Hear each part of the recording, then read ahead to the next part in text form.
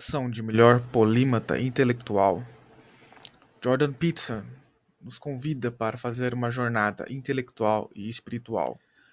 A síntese ousada e interdisciplinar de Peterson, combinando psicologia, antropologia, ciência, política e religião comparada, cria um modelo acadêmico genuinamente humanístico do futuro. Discute desde a identificação da hierarquia profundamente arraigada que motiva a nossa tomada de decisão até os questionamentos indispensáveis e, às vezes, politicamente impopulares sobre a vida, além de indicar formas de melhorá-la. Assertivo, mas gentil, ele é o homem certo na hora certa. Alguém capaz de mostrar a um jovem que limpar o quarto tem um significado cósmico e que impor um pouco de ordem é bom para a alma, o que, por sua vez, é bom para o mundo. 12 regras para a vida, mas além da ordem, de Jordan Peterson. Eu sou Versus e você está no.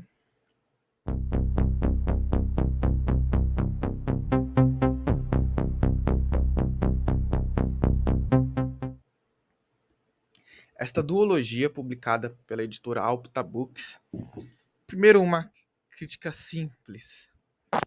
Esse livro é continuação desse. Porém, o trabalho gráfico deles não bate. Esse é mais grosso, esse é mais fino, esse é mais alto, esse é mais baixo. O primeiro usa de papel amarelado, o segundo usa de papel branco. Só que os livros são do mesmo autor, falando sobre o mesmo tema. Ele apresenta 12 regras para a vida e depois mais 12. Por que a Alta Books publicou com essa diferença gritante entre os dois livros? 20 anos de curso e a Alta Books entrega um trabalho ruim desse? Tem um prefácio, depois tem uma introdução, e só no prefácio, na introdução, eles já apontam algo muito importante, que no segundo livro ele traz, que é fique longe de ideologias. Ideologias são ideias simples, disfarçadas de ciência ou filosofia, que pretendem explicar a complexidade do mundo e oferecer soluções para aperfeiçoá-lo.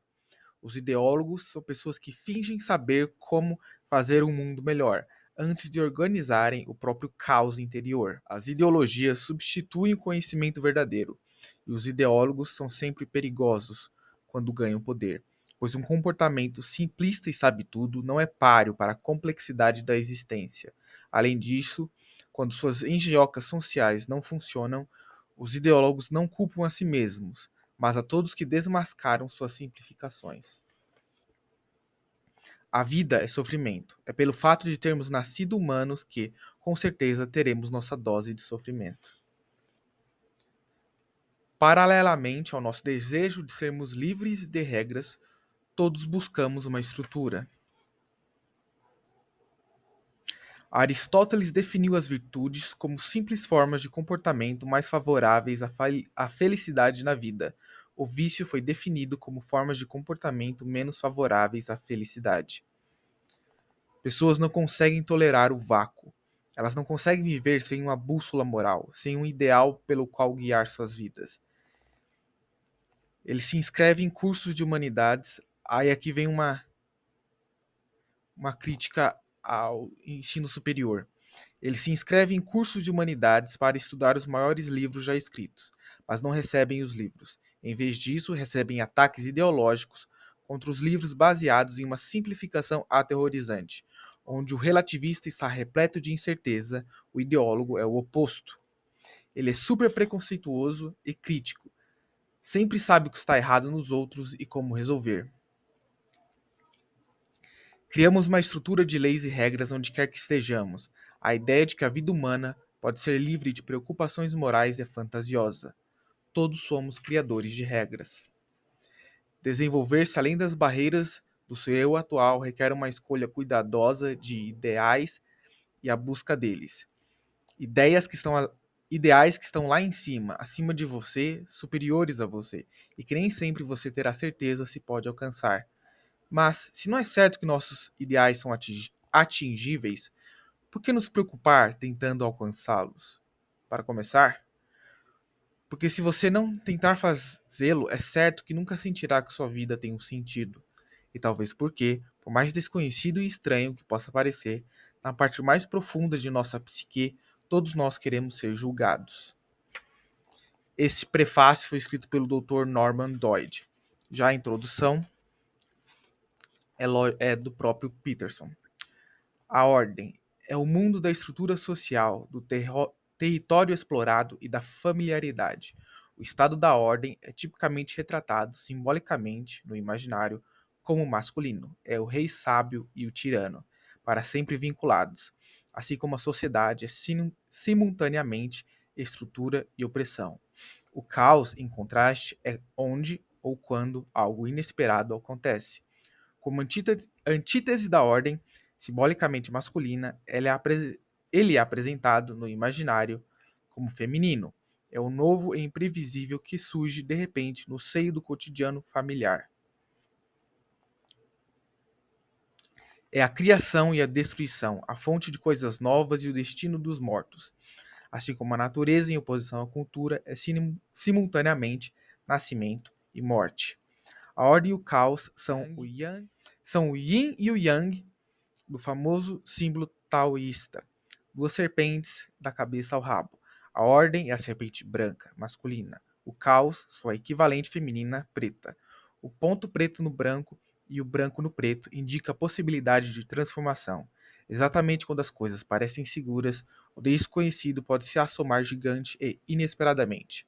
Em contrapartida, exatamente quando tudo parece estar perdido, uma nova ordem pode emergir da catástrofe e do caos.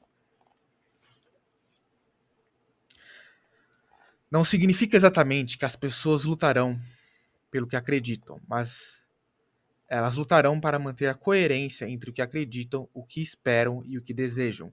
Lutarão para manter a coerência entre o que esperam e como todos estão agindo.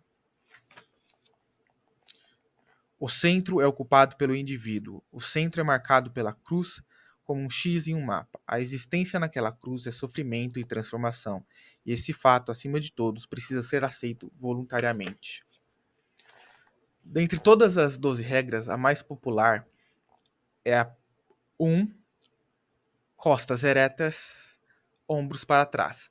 Eu conheci essa regra pelo meu pai, mas ele chamava diferente, era barriga para dentro, peito para fora.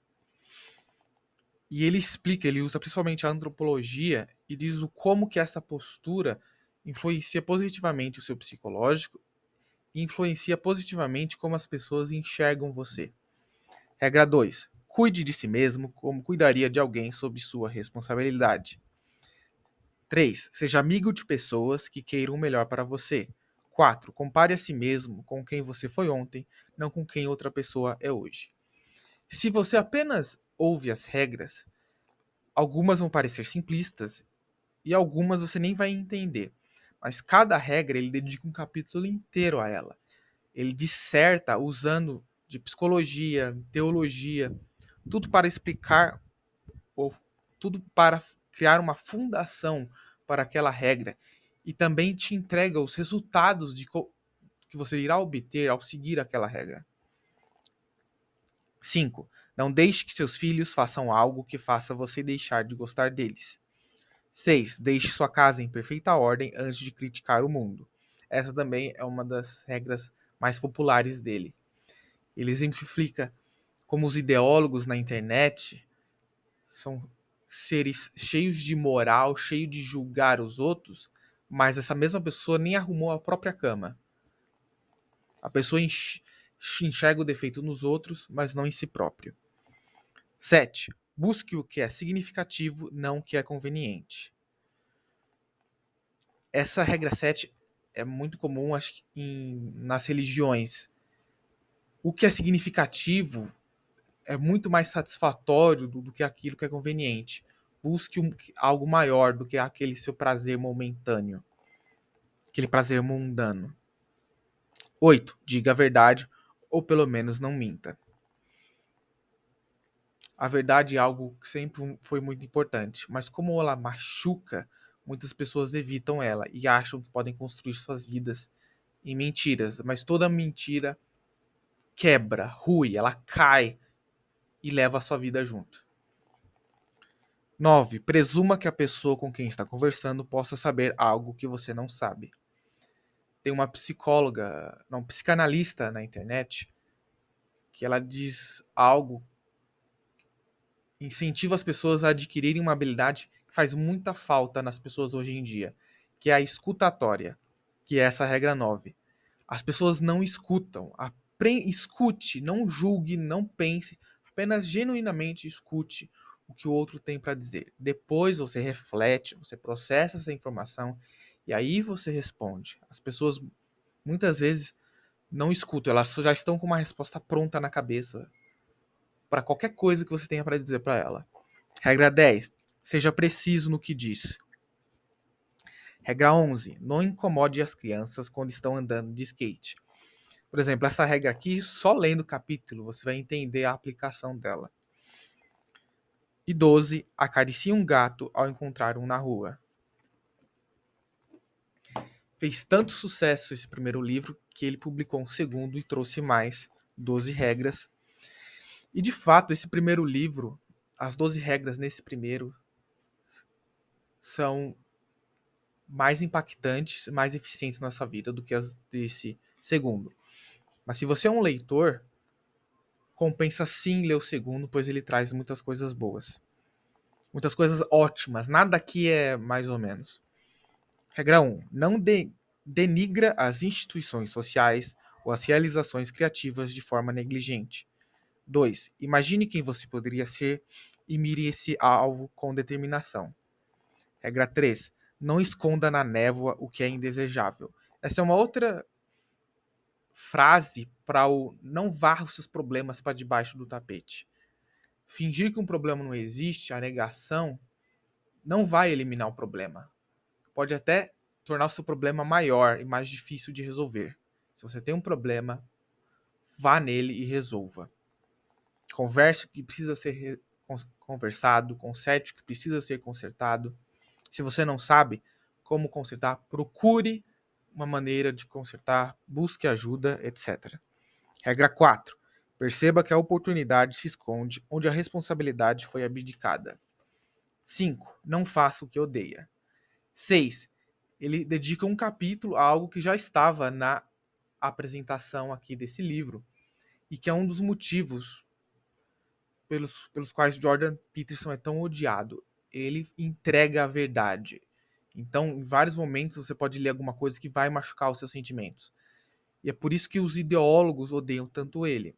A regra 6 é abandone a ideologia. Como foi dito na leitura que eu fiz alguns minutos atrás, a ideologia é simplista e mente dizendo que pode resolver problemas, sendo que a realidade em que vivemos sempre foi e sempre será muito complexa. Regra 7. Dedique-se ao máximo a pelo menos uma tarefa e veja o que acontece. 8. Tente deixar um cômodo da sua casa o mais bonito possível. Isso é muito interessante, que eu já conversei com pessoas em que faxinar a casa faz bem para ela. Se a pessoa está muito confusa ou chateada mesmo, triste, ela faxina a casa e se sente melhor. E tem um estudo focado nisso, em que a sua casa reflete a sua cabeça. Uma casa suja é uma mente suja.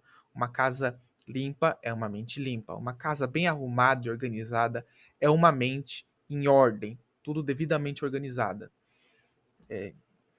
Então, a partir daí, surge essa regra. 9. Escreva em detalhes todas as velhas lembranças que ainda o perturbam. 10. Planeje e se esforce para manter o romance em seu relacionamento. Faz muito tempo que eu assisti algo a respeito dos principais motivos de um divórcio. Um deles é algo chamado Síndrome do Ninho Vazio. Muitos casais, ao se tornarem pai e mãe, negligenciam o parceiro. Eles trabalham em equipe para criar os filhos. Quando os filhos crescem e não precisam mais dos pais, esse casal se olha e vê um completo desconhecido. Não há mais uma conexão dentre esses dois. Não há mais o amor eros, que é o amor de um casal. Então eles se divorciam. Então aqui ele acaba usando exemplos do próprio casamento. existe a relação pai e filhos e a relação mãe e filhos, mas existe a relação marido e esposa que independe desse relacionamento. E esse relacionamento, ele é a base de um casamento, ele é a base de uma família. Então não importa o quanto esse casal tem que trabalhar, o quantos filhos eles estejam, qual seja a crise financeira que eles estejam passando, eles sempre devem cuidar desse relacionamento amoroso. Sempre devem manter a chama acesa, tem essa expressão popular. E essa é a regra 11. Regra 12, seja grato apesar do seu sofrimento. Isso é o quê? É a gratidão. Seja grato por tudo que você tem na vida, mesmo que você tenha pouco e mesmo que seja algo simples. Se tem duas frases que significam a mesma coisa que eu escuto hoje em dia, é você está fazendo o mínimo ou não faz mais do que sua obrigação. Isso é ingratidão. Eu tenho ranço de pessoas ingratas. Eu acho asqueroso pessoas ingratas. Eu não construo relacionamentos de qualquer tipo com pessoas ingratas. Você deve ser grato. Isso faz bem para sua alma. E o simples fato de você ser grato é um incentivo para aquela pessoa continuar fazendo aquilo que é tão bom ou que é tão importante para o relacionamento de vocês, seja amoroso, familiar, profissional. O simples fato da pessoa dizer obrigado, da pessoa dizer obrigada, faz muito bem para você, para a pessoa, para o relacionamento, para sua vida como um todo. Jordan Peterson é um polímata, tudo que ele tem para dizer é preciso, tudo que ele tem para ensinar é útil para todo mundo. Porque, como eu disse, ele estuda psicologia, biologia, teologia. E ele é uma força oposta dos ideólogos hoje em dia. Ideologia é algo tão nefasto que eu coloco a mensagem na frente dos meus vídeos. Eu não quero conversa com ideólogo. Nada de bom sai de uma ideologia. Agora, 24 lições valiosas saem dos livros de Jordan Peterson.